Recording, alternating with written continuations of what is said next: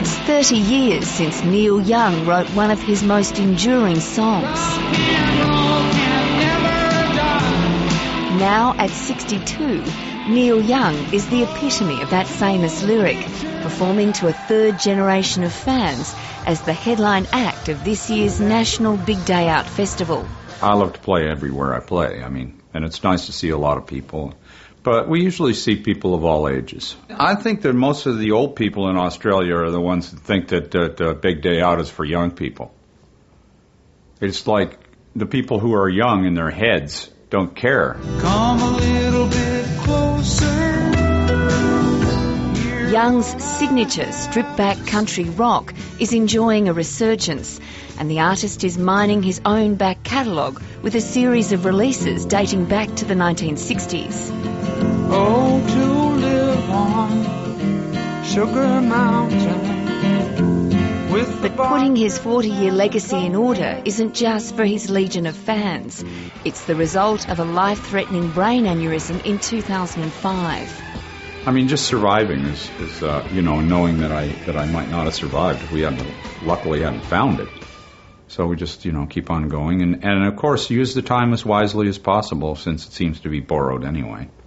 Might as well use it.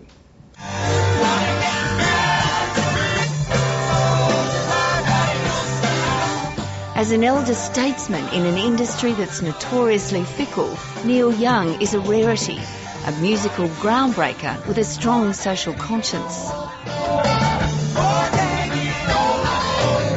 A 2006 Reformation tour with his formative 1970s band Crosby, Stills, Nash and Young became a political campaign against George W. Bush.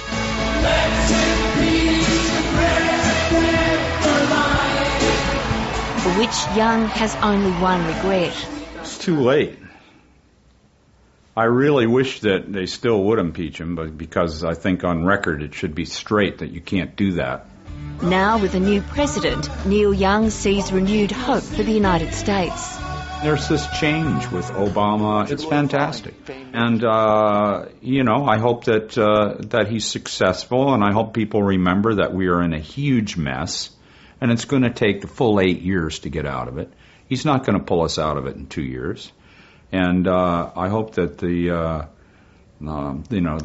politics as usual doesn't hurt him too much. You campaigned musically to get rid of George W. Bush. Are you disappointed you're not in the United States this week to play at the inauguration of Barack Obama? Well, Bono's there. Well, Bono's got it covered. I don't need to go. No, I don't need to be there. I'm glad they're doing this and everything, but I got a lot of respect for all of that and everything, but it's not really my cup of tea.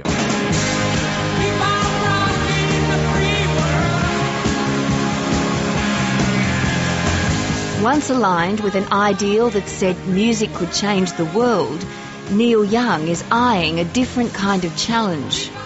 Just singing a song is not enough. That's like just talking the talk.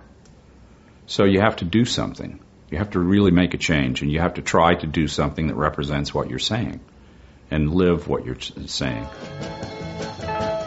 For Neil Young, it's his electric-powered 59 Continental, which he proudly boasts has gone from 9 to 100 miles to the gallon as part of a biofuel conversion. If you can have a big car and that's smart and clean, there's nothing wrong with it. Dubbed LincVolt, Young's small development team includes an Australian scientist, Uli Kruger, whom he found on the internet.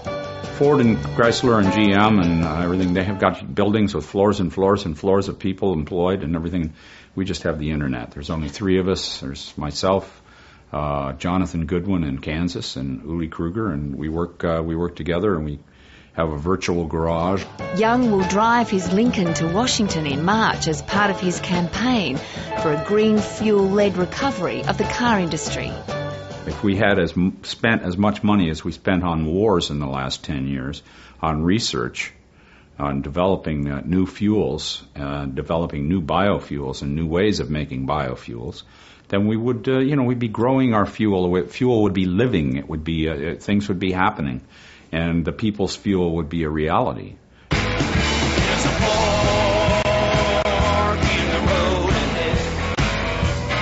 While most people of his vintage are thinking of scaling down, Neil Young is still looking to the future.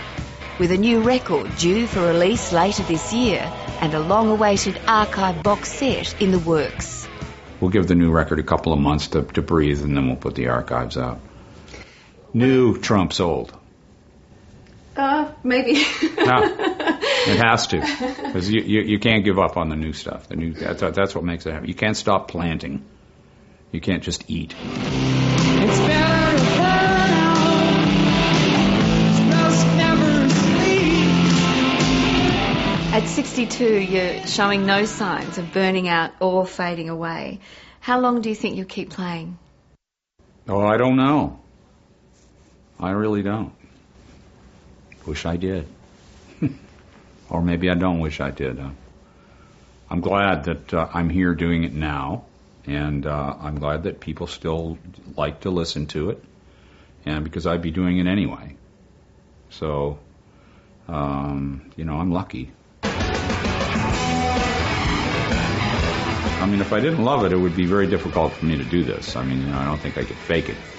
So if I ever don't feel like doing it, that'll be when I stop doing it.